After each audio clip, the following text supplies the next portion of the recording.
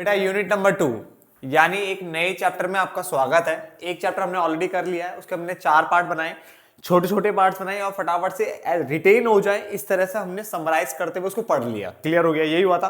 Content सारा cover है उसमें, टेंशन मत लेना। अब हम बात कर रहे हैं अगले चैप्टर की, जो है प्रबंध के सिद्धांत, अवधारणा एवं महत्व। ठीक है, इसके भी मैं छोटे छोटे पार्ट्स बनाऊंगा। ठीक है, जो बीच वाला सेकंड पार्ट है हो सकता है थोड़ा सा लंबा हो जाए, क्योंकि इसमें 14 के 14 सिद्धांत मैं खत्म करने वाला हूं। जो सेकंड पार्ट आएगा उसमें 14 के 14 हम क्या करेंगे, सिद्धांत खत्म करेंगे। बट अभी हम जो बात कर रहे हैं वो कर रहे हैं हम यहाँ पे प्रबंध के सिद्धांत यानी अवधारणा एवं महत्व पार्ट नंबर 1। इसके भी हम छोटे छोटे पार्ट बनाने वाले, मैंने आपको बता दिया है जैसे। ठीक है, और देन ये चैप्टर भी हम क्या क्लोज करेंगे। फटाफट से स्टार्ट कर ले इस चैप्टर को। चल, इसमें देखो क्या लिखा हुआ है, प्रबंध के सिद्धांत। प्रबंध के सिद्धांत आधारभूत सत्य के रूप में होते हैं।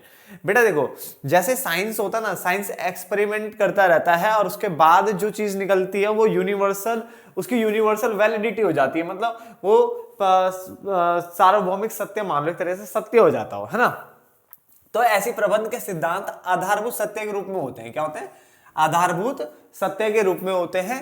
यह निर्णय यानी आप जो निर्णय लेते हो, ठीक है, एवं प्रबंधकों के व्यवहार के लिए, निर्णय यानी जो आप निर्णय लेते हो, डिसीजन मेकिंग करते हो, और प्रबंधकों यानी जो मैनेजमेंट है आपका, के व्यवहार के लिए विस्तृत एवं सामान्य दिशा निर्देश होते हैं।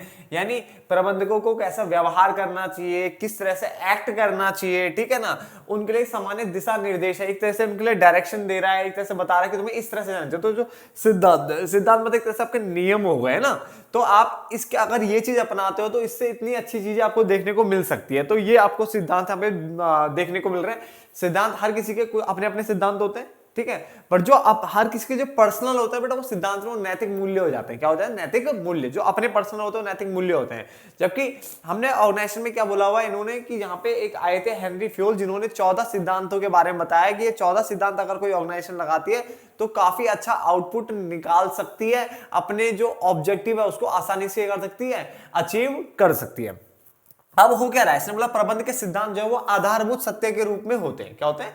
आधारभूत सत्य के रूप में होते हैं। यह निर्णय यानी जो डिसीजन मेकिंग है और एवं प्रबंधकों के व्यवहार के लिए, जो मैनेजमेंट उनका जो व्यवहार है, ठीक है, कंडक्ट है, के लिए विस्तृत मतलब फैला हुआ, कॉम्प्रिहेंसिव एवं सामान्य दिशा निर्देश होते हैं। बेटा क्या होता है? सामान्य दिशा निर्देश होते हैं। यहां तक समझ में आ गया? उसके बाद नीचे मैंने देखो क्या लिखा हुआ है, ठीक है ना। तो यहाँ पे हाँ ये हो गया। उसका नीचे देखो क्या लिखा है, प्रबंध के सिद्धांत आधारभूत सत्य के रूप में होते हैं। प्रबंध के सिद्धांत जो होते हैं वो आधारभूत सत्य के रूप में होते हैं, वो ऑलरेडी ऊपर से कवर हो रखा है। जबकि मूल्य, अगर मैं बोलता हूं किसी के नैतिक मूल्य बोलो, तो मूल्य एक व्यक्ति के सामान्य नियम होते हैं। ये व्यक्ति के सामान्य नियम है बेटा, याद रखना। मूल्य अगर आप सबसे पूछता तो जैसे कार्य विभाजन, वैसे 14 सिद्धांतों में से कोई भी नाम लिखा जा सकता था, मैंने बुक से डायरेक्टली लिखा है। कार्य विभाजन प्रबंध का एक सिद्धांत है, ठीक है, जिससे विशिष्टीकरण यानी स्पेशलाइजेशन के लाभ प्राप्त होते हैं। किसके लाभ होते हैं? स्पेशलाइजेशन के लाभ प्राप्त होते हैं। जबकि एक प्रबंधक द्वारा कंपनी की गोपनीय बातों को सार्वजनिक ना करना, यानी जो काफी गोपनीय बातें हैं, अंदर की बातें हैं, उनको सार्वजनिक मतलब दूसरों को ना बताना, ये इसका मूल्य है, जिससे उसके चरित्र का पता चलता है कि वो कंपनी की बातों को लीक नहीं कर रहा है। बात को समझना बेटा, क्या बोला मैंने बोला प्रबंध के सिद्धांत आधारभूत सत्य के रूप में होते हैं। क्या होते हैं? आधारभूत सत्य के रूप में होते हैं। यह निर्णय एवं प्रबंधकों के व्यवहार के लिए विस्तृत, ब्रॉड एवं सामान्य दिशा निर्देश होते हैं। क्या होते हैं? सामान्य दिशा निर्देश होते हैं। तो यहां तक समझ लेना कि ये डिसीजन मेकिंग में हेल्प कर रहा है। क्या कर रहा है? डिसीजन मेकिंग में हेल्प कर रहा है आपकी, और ये एक तरह से जनरल गाइडलाइंस है बेटा, जो कि मैनेजमेंट को हेल्प कर रहा है, ठीक है ना, कि जब मैनेजमेंट का जो बिहेवियर होता है, उनकी जो डिसीजन मेकिंग है, उसमें वो हेल्प करेगा कि कैसे उनको अपना बिहेवियर रखना चाहिए, ऑर्गेनाइजेशन के अंदर कैसे डिसीजन मेकिंग करनी चाहिए। ये सब कौन हेल्प करेगा? सिर्फ प्रबंधन के सिद्धांत हेल्प करेंगे। तो प्रबंधन के सिद्धांत जो मैनेजर है उनके कैसा बिहेवियर उनका होना चाहिए, कैसे वो डिसीजन मेकिंग करेंगे, इस सब में जो है एक तरह से दिशा निर्देश दे रहा है, एक तरह से जनरल गाइडलाइंस है, जिनको ये अगर अपनाते हैं तो ऑब्जेक्टिव को जल्दी से जल्दी क्या कर सकते हैं? अचीव कर सकते हैं।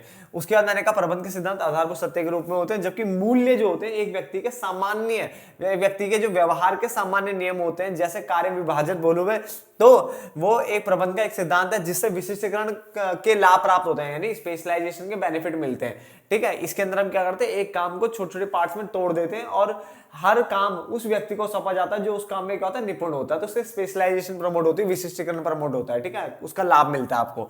जबकि एक प्रबंधक द्वारा कंपनी की जो गोपनीय बातों को सार्वजनिक ना करना, कह रहा मैं अंदर की बात बताऊंगा नहीं बाहर वालों को भाई, तो उसका मतलब वो कंपनी के प्रति वफादार है, ठीक है, जिससे उसके चरित्र का पता चलता है। यहां तक समझ में आ गया? बताओ बेटा, मैं जानबूझ के टाइम लगाया स्टार्टिंग वाले पे क्योंकि वो जरूरी था समझना, एक नंबर का क्वेश्चन बन जाता है क्योंकि ऊपर वाले में से, है ना। आगे, प्रबंध के सिद्धांतों की प्रकृति तथा विशेषताएं। प्रबंध के सिद्धांतों की प्रकृति तथा विशेषताएं अगर हम समझे तो इन्हें सभी प्रकार के संगठनों में प्रयोग किया जाता है। इसने बोला ये जो प्रबंध के सिद्धांत है इन्हें सभी तरह के सभी प्रकार के संगठनों में प्रयोग किया जाता है। ये बोलो या प्रयोग किया जा सकता है आराम से, क्योंकि ये जर्नल गाइडलाइंस है बेटा, यूज हो सकती है। तो उसने बोला इन्हें सभी प्रकार के संगठनों में प्रयोग किया जा सकता है जी। इसके लिए इसको शॉर्टकट में बोलते हैं सार्वभौमिक अनुकूलता। सार्वभौमिक यानी हर जगह एप्लीकेबल होने वाले हैं, तो जनरल गाइडलाइंस टाइप के हैं। तो सार्वभौमिक अनुकूलता, ठीक है, कहीं भी इसको आप लगा सकते हो। यूनिवर्सल इनकी क्या है, एप्लीकेबिलिटी है, कहीं भी इसको आप एप्लीकेबल कर सकते हो, यूनिवर्सल एप्लीकेबिलिटी। उसके बाद अभ्यास एवं प्रयोगों द्वारा निर्धारण, जितने भी ये सिद्धांत आए हैं ये अभ्यास एवं प्रयोगों द्वारा इनका निर्धारण हुआ है। क्लियर है? प्रबंध के सिद्धांत निश्चित नहीं होते हैं, ये याद रखना, पेपर में आता कई बार, क्या वो निश्चित है? नहीं, निश्चित नहीं, ये अनिश्चित है। तो प्रबंध के सिद्धांत जो है वो निश्चित नहीं होते, ये लोचशील होते हैं। लोचशील मतलब फ्लेक्सिबल होते हैं बेटा, क्या होते हैं? फ्लेक्सिबल होते हैं। ये सामान्य मार्गदर्शन करते हैं, जनरल गाइडलाइंस है बेटा, जनरल गाइडलाइंस है जो कि हर जगह एप्लीकेबल आप कर सकते हो, यूनिवर्सल एप्लीकेबिलिटी आप कर सकते हो। इसके अलावा कारण एवं परिणाम का संबंध ज्ञात करने में सहायक, यानी अगर आप इसको लगाते हो तो उसके जो भी कारण और परिणाम होंगे ना, कॉज एंड इफेक्ट होंगे, सब आपको पता चल जाएगा, जो भी रिजल्ट एंड ऑल होगा, ठीक है।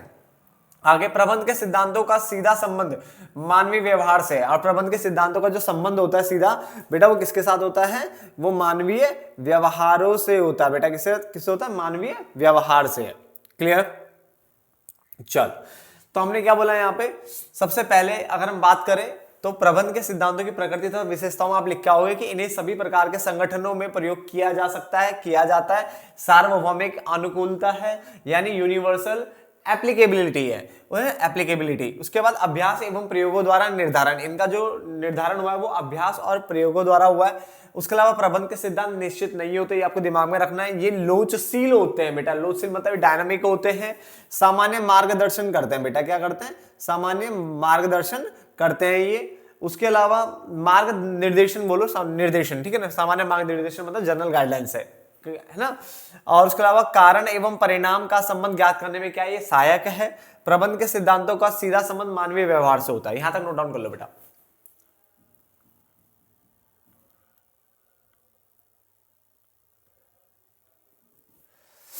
चलो, उसके बाद है हमारे पास प्रबंध के सिद्धांतों का महत्व। प्रबंध के सिद्धांतों का महत्व अगर हम बात करें तो यह प्रबंधकों को, यानी जो मैनेजमेंट है बेटा आपका, ठीक है, उनको उपयोगी ज्ञान उपलब्ध कराते हैं। तो जो सिद्धांत है वो मैनेजमेंट को उपयोगी ज्ञान उपलब्ध कराते हैं, बड़ा बेसिक सा पॉइंट है। यह संसाधनों का अनुकूलतम उपयोग, यानी जो संसाधन है उनका कैसे ऑप्टिमम यूटिलाइजेशन ऑफ रिसोर्स का बहुत अच्छे तरीके से इष्टतम उपयोग हो सके, अनुकूलतम उपयोग हो सके, उसको संभव बनाते हैं। तो एक तो प्रबंधकों को उपयोगी ज्ञान उपलब्ध कराते हैं। नंबर 2, यह संसाधनों का अनुकूलतम उपयोग संभव बनाते हैं। नंबर 3, सामाजिक उत्तरदायित्व, ये जो आपके जो सोशल रेस्पॉन्सिबिलिटीज हैं, सामाजिक उत्तरदायित्वों को पूरा करने में ये सहायक है।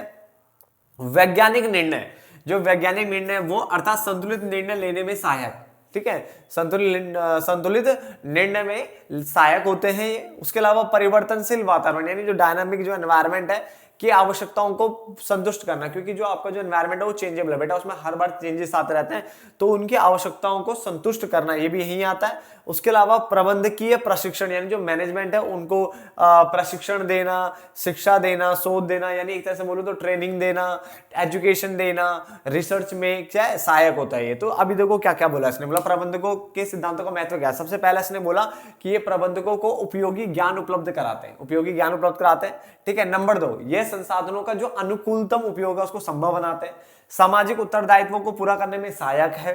वैज्ञानिक निर्णय अर्थात जो संतुलित निर्णय होते हैं लेने में सहायक होता है। यहाँ पे परिवर्तनशील जो वातावरण, हमारा जो वातावरण जो परिवर्तनशील है उसकी आवश्यकता संतुष्ट करने में सहायक है। और प्रबंधकीय प्रशिक्षण कॉमा शिक्षा एवं शोध में सहायक है। यानी एक तरह से बोलूं तो जो मैनेजमेंट की जो ट्रेनिंग है, एजुकेशन है, आपका रिसर्च है, उसमें आपका क्या करता है, सहायता करता है। एक बार पूरा रिपीट कर देता हूं, देन क्लोज करते हैं वीडियो को। छोटे छोटे पार्ट्स बनाने मैंने बताया था मैंने आपको, ठीक है। बस एक सेकंड पार्ट हो सकता है थोड़ा बड़ा बन जाए। प्रबंध के सिद्धांत बेटा आधारभूत सत्य के रूप में होते हैं। यह निर्णय यानी डिसीजन मेकिंग में हेल्प करेगा। प्रबंधकों के व्यवहार यानी जो आपका मैनेजमेंट है उनका बिहेवियर, उनके बिहेवियर के लिए करेगा, के लिए एक विस्तृत मतलब फैला हुआ यानी ब्रॉड, ठीक है ना, एवं सामान्य क्या दिशा निर्देश होते हैं। ये जनरल गाइडलाइंस टाइप के होते हैं। प्रबंध के सिद्धांत आधारभूत सत्य के रूप में होते हैं, जबकि जो मूल्य होते हैं, नैतिक मूल्य, वो एक व्यक्ति के व्यवहार के सामान्य नियम होते हैं। जैसे कार्य विभाजन बोलूं, आदेश की एकता, निर्देश की एकता, जो भी था, ठीक है। तो ये जितने भी कार्य विभाजन है प्रबंध का एक सिद्धांत है, जिससे विशिष्टीकरण के क्या होते हैं, लाभ प्राप्त होते हैं। यहां तक समझ में आ गया? विशिष्टीकरण के क्या होते हैं, लाभ प्राप्त होते हैं। जबकि एक प्रबंधक द्वारा कंपनी की गोपनीय बातों को सार्वजनिक ना करना मूल्य है, उसका अपने नियम है, व्यक्तिगत नियम है, व्यक्तिगत एक अच्छी चीज है जिससे उसके चरित्र का पता चलता है। प्रबंध के सिद्धांतों की प्रकृति तथा विशेषताओं की अगर हम बात करें तो इन्हें सभी प्रकार के संगठनों में प्रयोग किया जाता है या किया जा सकता है। सार्वभौमिक अनुकूलता है, अभ्यास एवं प्रयोगों के द्वारा इनका निर्धारण होता है। प्रबंध के सिद्धांत निश्चित नहीं है, ये अच्छे से याद रखना, क्योंकि परिस्थिति के अनुसार सोचना पड़ता है कि इनको एप्लीकेबल करे या ना करे, लगाए या ना लगाए, परिस्थिति का इन पे फर्क पड़ता है, ये याद रख लेना, ठीक है। उसके अलावा लोचशील होते हैं। लोचशील मतलब मैंने बोला कि ये फ्लेक्सिबल होते हैं, सामान्य मार्ग निर्देशन करते हैं, जनरल गाइडलाइंस है ये। उसके अलावा कारण एवं परिणाम, कॉज एंड इफेक्ट का संबंध ज्ञात करने में सहायक है। प्रबंध के सिद्धांतों का सीधा संबंध मानवीय व्यवहार से होता है। कभी कोई पूछेगा किससे होता है, मानवीय व्यवहार से होता है। प्रबंध के सिद्धांतों का महत्व क्या है?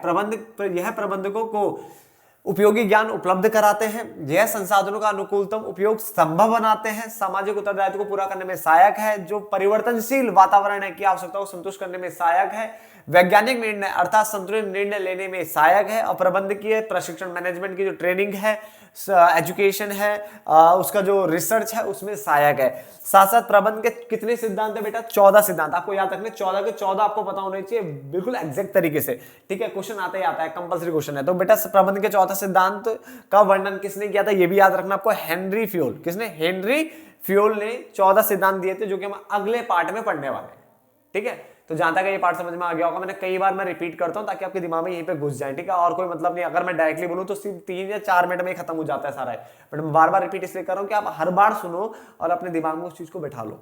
पेपर आने वाला है ना, चल नोट डाउन कर लो।